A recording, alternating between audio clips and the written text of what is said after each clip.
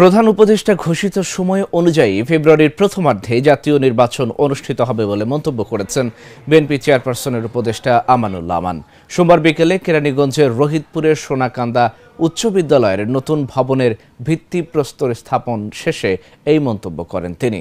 আমানুল্লাহ আরও বলেন, যত বাধা বা ষড়যন্ত্রই হোক না কেন নির্বাচন কেউ বানচাল করতে পারবে না। দেশপ্রেমের উজ্জ্বল দৃষ্টান্ত তারেক রহমান দ্রুত দেশে ফিরবেন এবং দেশ প্রস্তুত আছে তাকে বরণ করে নিতে।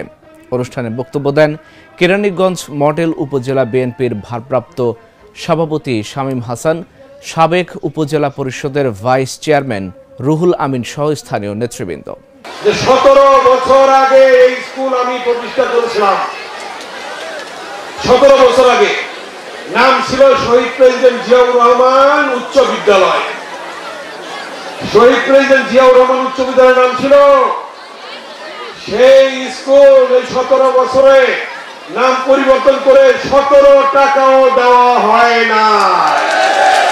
কি স্যার ঠিক আছে? দিছে? দেয় নাই। কিছু ডকুমেন্টারি ফিল্ম দেখছেন উন্নয়নের। উন্নয়ন মানে বিএনপি, উন্নয়ন মানে খালেদা জিয়া, উন্নয়ন মানে তারেক রহমান।